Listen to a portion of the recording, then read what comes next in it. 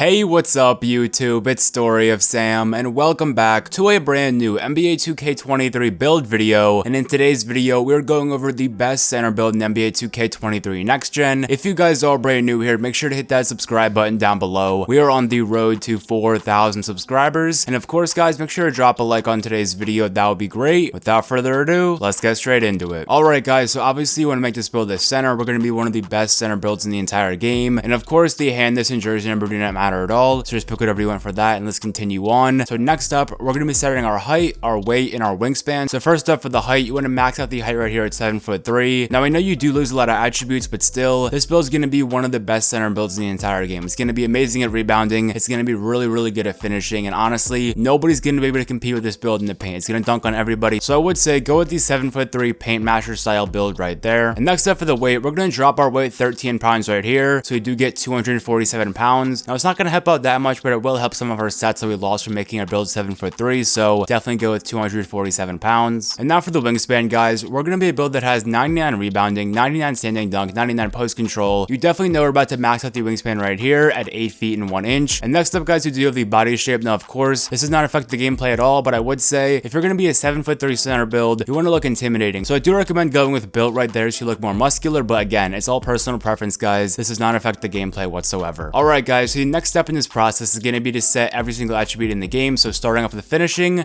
for close shot, you want to go with an 80 close shot right here. Again, close shot's one of the most important stats in the game. I think it also affects standing layups, so that's why it's one of the most important, so I recommend going with an 80 close shot. For the driving dunk, you want to go with a 56 rating right there. You want to have a decent driving dunk, get some of those dunk packages. And now for standing dunk, you want to go with a 94 rating right here. Again, for a build like this, standing dunk is going to be very important. And next up, for post control, you want to go with a 77 rating right here, so we do get 19 finishing badges. And next up, for shooting, you want to leave the mid-range right here at a 40 rating. It already went up because we upgraded our standing dunk, so kind of like auto attributes to the rest of the stuff, so our mid-range shot is going to stay at a 40. We're not going to touch 3-point shot at all, but we are going to go with a 65 rating right here for our free throws. So again, if you want to play fives, play pro, and play rec center, you can shoot free throws pretty well, but unfortunately, guys, we do not get a single shooting badge. And next up, when it comes to playmaking, guys, we're going to go with a 65 rating right here. Again, pass accuracy is a very important stat in this game. You do not want to overlook your pass accuracy, so definitely go with the 65. And we're not going to touch the rest of playmaking, but since we did upgrade our pass accuracy, our ball handling is automatically at a 30, so we do get 7 playmaking badges right there. And next up, guys, we do have our defense. Probably one of the main reasons you want to make this build. This build is going to be an absolutely amazing defender. So first of all, for interior defense, you want to go with a 96 rating right here. We're going to be at a 96, so keep going. Boom, we get a 96 right there. And as you can see, with this new build system, all the other attributes go up a little bit. So right now, our perimeter defense is at a 46, our steal is at a 48, but that is all happening naturally. So in order to get a 96 interior defense,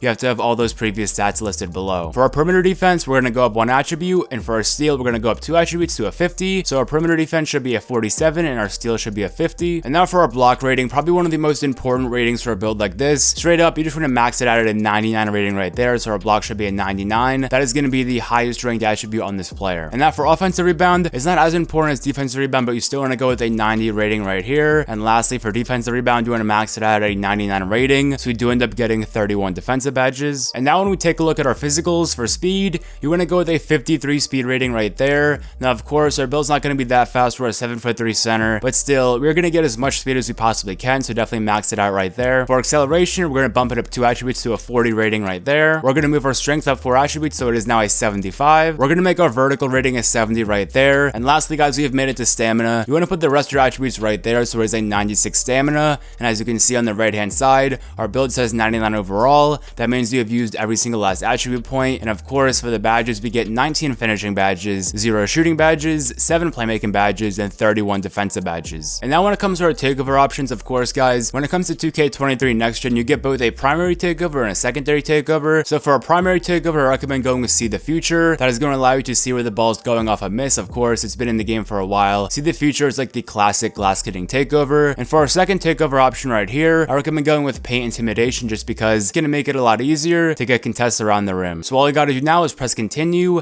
and our build's going to walk out right here. We're going to get a couple of shades of our build, so it's going to like compare our build to some people. And as you can see, we get Dikembe Mutombo, Rudy Gobert, Mitchell Robinson. Of course, those are all players that are very similar to our build, and we have built a defensive anchor build. So I recommend this build for pretty much anybody that wants to play 2s, 3s, pro and rec center. It can be used for pretty much anything. Again, it is a 7'3" center build, and it's one of the best center builds in the entire game. It focuses mainly on finishing and defense, but it can play make a little bit here and there. Anyways guys, I hope you enjoyed today's video on the best center build in NBA 2K23 Next Gen. If you guys did enjoy it, make sure to hit that subscribe button down below. We are on the road to 4,000 subscribers, and of course guys, make sure to drop a like on today's video, that would be great. And if you guys do want to watch more of my NBA 2K23 videos, I'm going to leave an end screen right when this video finishes to 2 of my previous uploads that I think you guys would really enjoy. So have a great rest of your day guys. It's been Story of Sam, and I'm out. Peace.